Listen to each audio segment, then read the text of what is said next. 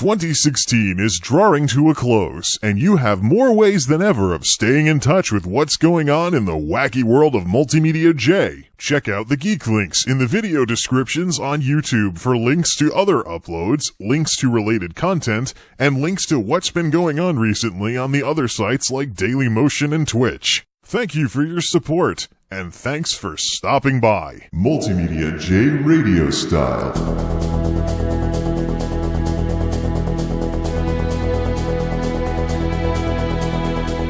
The NES Classic is a little on the boring side, but it would be fun to convert that sucker into an arcade cabinet. Shots fired indeed, huh? Nintendo doesn't like people monetizing Nintendo's gameplay videos, but allows price gouging. Original hardware can be good for an authentic retro experience, but sometimes you can get away with an emulator and just an original feeling controller. With how TVs have changed over the years and whatnot, sometimes we all have to just accept that time has moved on. Dudes on ships with big, loud foghorns love MultimediaJay Radio Style.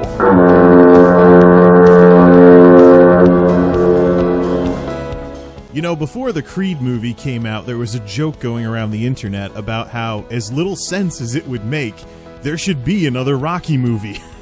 And not only should there be another Rocky movie, but they should bring back Mr. T. The idea was that Sylvester Stallone would bring back Mr. T to reprise their roles from Rocky 3, and basically the Rocky movie would be about Rocky Balboa and Clubber Lang beating each other up in a nursing home. No, seriously. Well, that was a joke, as was my little Genesis Does What Nintendo Don't reference earlier. What is up, everybody? Thank you for tuning in to MultimediaJay Radio Style on this Saturday morning, December 3rd, 2016. And I think it's high time I talked about this hype shortages thing that has been going around as the NES Classic has been impossible to find outside of eBay scalpers in recent weeks.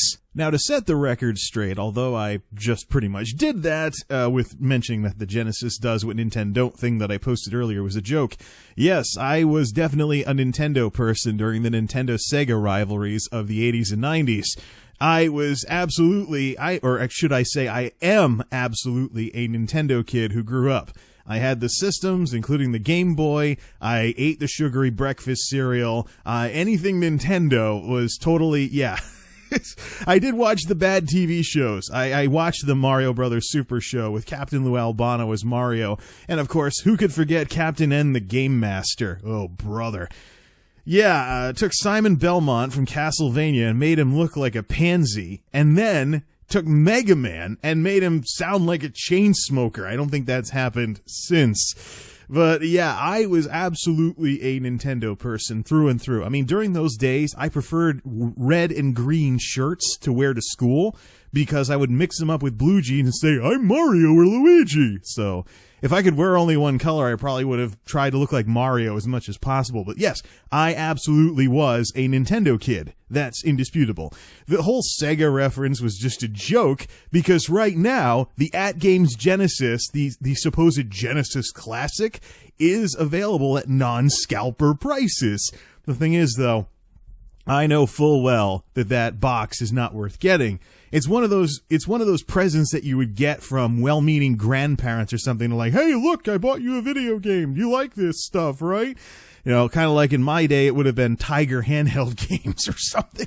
I actually had the Tiger handheld version of Mega Man 2, and the next one I had was Pinball. Unfortunately, I didn't have too many of those things. I think I did have a Tetris clone at one point. Oh, I also had Knight Rider.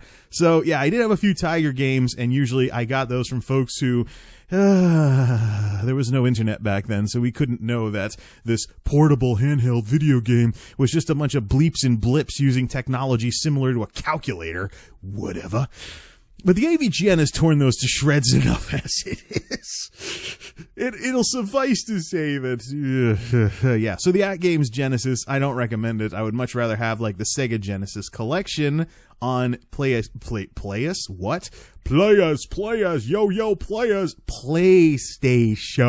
3.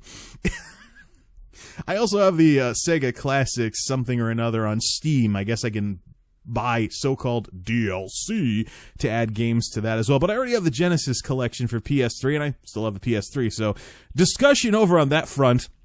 especially with the sound chip issues with the at-games box. Are you kidding me? Yet another clone system with sound issues. What is it? You'd think the Yobo boxes just came out yesterday. That's... I just can't believe that sound is such a challenge for these clone manufacturers. But that's another discussion entirely. We're here today to talk about the hype shortages, allegedly, of the NES Classic. In terms of where I stand on this issue of NES Classic alleged hype shortages, I happen to side with Polygon and others out there who happen to think that the NES Classic Edition shortages prove that either Nintendo is being slimeballs about all of this or they're just plain incompetent. One of those two. A link will be in the description for the article. It's been out for nearly a month now, so it shows how late to the party I am on this one. But the hype shortage thing, no, there is no third option. They say, yep. And I'm not inclined to believe that hype shortages are a thing. They're just a convenient conspiracy theory for people that can't find a NES Classic that really, really want one. And here's the thing. If Nintendo really is engaging in shenanigans here, then it says a lot of nasty stuff about Nintendo. For once, I seriously hope that Nintendo is incompetent. Because if they're pulling a stunt in any way, shape, or form, they really are as off their rocker in their old age as we thought they were, and we should all just give up on Mario and go play something else. It's certainly been a good run otherwise. So let's talk about hype shortages and why they're a convenient conspiracy theory, but no company with any decent head on their shoulders would engage in these kinds of tactics. So first things first, usually when you talk about arbitrary artificial scarcity and price gouging and scalpers on eBay and whatnot, someone immediately comes running in bellowing about supply and demand. Don't you know about supply and demand? Oh, look, an idiot finally figured out what supply and demand is. No. Supply and demand is a very basic element of a market, but when you have a situation like what we have with the scalpers for the NES Classic, you don't have, or anything else for that matter, you don't have supply and demand, you have a perversion of it. You have people that are basically trying to extort that very process. Now, it's one thing when something is out of production, it's at the end of its service life, becoming rare, and the prices are going up because of that, because it's become a collector's item that people are holding on to. But we're not running into that with the NES Classic. What we're running into is a supply chain that basically isn't producing enough units at the very beginning of something's life cycle. Now, here's the thing. It's very risky to do something like this, and for this illustration, let's pretend that we are a video game company, and we've just created a console called the 10K. And the reason why we're going to call it the 10K is because the product demand at launch will be precisely 10,000 units. Now, in a supply and demand situation, if there's no other interference, you would make 10,000 units, sell them to 10,000 people at the retail price that was established by the company, and you would make your money, they would get their goods, and everybody would live happily ever after. From the company's perspective, you sold 10,000 units at the price you wanted to sell them at, you got what you were looking for. From the consumer's perspective, they bought 10,000 something or another's, and they're happy too. Now, let's take this simple supply and demand setup functioning as it would be under normal market conditions and introduce people who want to fleece people through systems like eBay and whatnot. So, demand is 10,000, we could make 10,000, sell them at retail, and 10,000 customers are happy, they come back and buy more of our products in future sales, years, product launches, etc.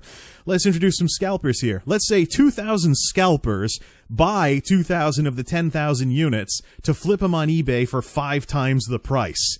What has happened here? Has product demand gone up by 2,000 units? No, because the scalpers are only interested in flipping the product for an absurd amount of profit. So the scalpers are only interested in reselling what they bought from our company at retail. We still make the same amount of money because we sold 10,000 10Ks at retail price. But now we have 2,000 customers facing scalping on eBay and stuff like that, and that is where the risk comes into play. Let's suppose the customers, don't want to pay that price. They don't want to pay the scalper price. They get mad at us, call us incompetent for not knowing how to run a supply chain, not being able to meet demand, and not being able to put enough units on the market to shut these scalpers down. Because we become, even if we weren't intending to become it, we are becoming the enablers of the scalpers in their eyes. Now, the rule when dealing with the masses and the general public is that perception is reality. It doesn't matter what actually is the case. People act on what they think is the case. No matter how little sense it makes, people have egos. They don't like what's called cognitive dissonance, where there's a difference between what they see and what they believe. So, we get viewed as incompetent by these people. They think we're doing this on purpose when all we did was sell 10,000 units, as we said we would. And we become the enemy. Now, they may not want to buy anything from us ever again because we can't run a supply chain. We've just lost 2,000 customers. We sold 10,000 units, but we sold 10,000, well, not 2,000 customers, only if they don't take the bait that the scalpers offer them. So we could lose up to 2,000 customers if everybody thinks that way. Now, what about the people who buy the scalper units? Besides enabling the scalpers, because they actually showed that scalping can work, they buy from the people who are flipping stuff on eBay. Now, assuming they get our product and not some counterfeit and all that other stuff that's worthy of another discussion at some point later on, they've just spent 5 times what they otherwise would have spent. They're out that much more money, which leaves them with less money to buy other stuff from us besides the 10K. Maybe another game comes out, maybe something else comes out. So money, the opportunity cost, all of a lot of stuff just went to the scalpers.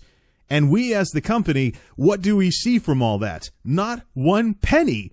Because we sold our 10,000 units at the price you're going to sell them at anyways. But now, the customer base has become a little more volatile. Either they're going to hate us, stop buying our stuff, or maybe sit out the next couple product launches, or they paid the prices and now they have less money to buy our other stuff. So in this case, the opportunity cost actually compounds. They just spent way more than they should have just to get a 10K. Now, did we just lose a sale of a game on the 10K that other folks buying at retail like and are constantly picking up because they don't have the money to buy it now that they've been ripped off for our own system? So, we don't see a penny from the unit, and now we've just lost sales on a related product. See what I mean here? What this does lead to, though, is the question of, why on earth doesn't every company just try to have excess inventory to shut the scalpers down? Because if the scalpers know they can't flip something on eBay, then that only the stupid ones will buy, units and then get stuck with them afterwards. And like, whoa, cool, extra sales. Only in that only in that situation, which is probably an outlier, would scalper demand actually increase sales for a product. Remember, the odds are that the scalpers otherwise would not be interested in this product at all and thus not buy it if they didn't think they could flip it for whatever ridiculous price. In this case, 5 times more. So, how come companies don't... Well, the thing is, there's a little something in business called JIT. Just in time. Just-in-time inventory, just-in-time manufacturing. Basically, you don't want to have excess inventory taking up space in a warehouse or sitting on store shelves not moving. So, to an extent, you don't want to get too far ahead of the demand curve with what you supply to the market. However, when you consider splitting hairs too much with JIT, when you consider, okay, there's a risk that we might do everything we otherwise would have done with another unit of the 10K, but know that it's going to sell for that price, or maybe risk eating that cost and not getting our retail price for that unit. So, okay, we eat the cost of a couple of retail sales of a unit up to a certain amount, but the scalpers don't have any real motivation to try and rip people off with our product that we're not going to see a dime for in terms of extra profit because they're going to buy it at retail and flip it. And likewise, also, we won't see the dip in sales caused by the opportunity cost from the customer not having the money to buy something else related to the 10K because they got ripped off just getting the 10K in the first place. I think it's probably better to have a little extra inventory than to risk a situation like this where the results are notably more volatile and there's more chance that the company can take some damage some other way, even if they still sell 10,000 units. It's almost like buying insurance. There's just so much that can go wrong with a scalper situation when a product first launches. So it's almost like buying insurance. Okay, we may eat the cost. There may be some units that don't move, but at the same time, the customers are going to get their units at the price we set. They'll have more money to buy other stuff from us afterwards, and ultimately, things will be better overall because the scalpers will be shut out of the equation altogether. That's a far cry from, let's artificially limit production to drum up hype, when in reality, so-called drumming up hype is really more of a gamble than anything else. One last thing about our insurance here, those units that sit. What's to say that those units will just sit through the holidays or something? What's to say those units are always going to sit? Suppose the demand at launch is 10,000 units. Okay, we sell 10,000 units. There's a little extra on the market, so the scalpers are left out of the equation. 10,000 customers buy the product and related stuff like games and accessories and stuff, and they're happy. We have a happier customer base overall. What's to say that these 10,000 happy customers aren't going to tell their friends or whatever, hey, get one of these, it's cool. And so eventually the stuff that sat becomes part of, new demand after the launch for the device. And then the next production run and whatnot, we stay a little ahead, but the customers stay happier because they're not getting ripped off on eBay for that sort of thing. The scalpers are shut out of the market entirely. And so we end up with a happier customer base and more advertising via word of mouth that we don't have to spend a penny for. Ultimately, it becomes like a flywheel. It takes a little bit of work to get the wheel spinning, but then eventually it gets to the point where it starts spinning on its own because of its own momentum. So why would we want to potentially make customers mad via a hype shortage if we were a company selling something similar to Nintendo with the NES Classic? This sort of situation, explanation, etc. is precisely the reason why I am not convinced that Nintendo is engaging in hype shortages. Because if they are, they're idiots. Why would they put their customer base at risk of not wanting to buy more Nintendo stuff or spending too much and then not having the money for other stuff afterwards? Now, with the NES Classic, there aren't going to be any additional games. We know that. But they could buy another controller to play 2 players with, or something along those lines. Matter of fact, I'm more interested in the controller than the console itself because I'm curious how it feels compared to the Nintendo controller I have, as well as the third-party controllers I've used over the years, including the one I just modded last WWMJ. So I'm actually curious about playing Virtual Console games with a NES Classic Edition controller. But when you can't even find the console, never mind the standalone controller, and there actually are already some third-party knockoffs saying NES Classic compatible controller that are showing up on the market. So here come the knockoffs. Yay! Smooth move, Nintendo. So I seriously hope that Nintendo is just incompetent at running a supply chain. Because if they aren't, this just shows they really are as out of touch with how things work nowadays as we suspected from things like the Wii friend codes and their online policies and things along those lines. Artificial scarcity we live in a day and age where people are more connected, more wired, and more knowledgeable, or more, shall we say, in touch with what's going on than ever before.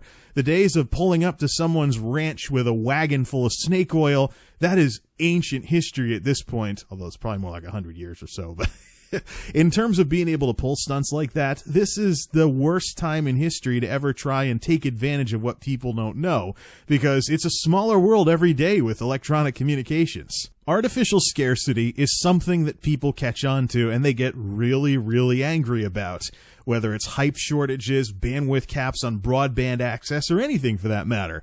It's one thing when supply and demand does its thing. It's another thing when people start getting reason to be suspicious that it's being done on purpose.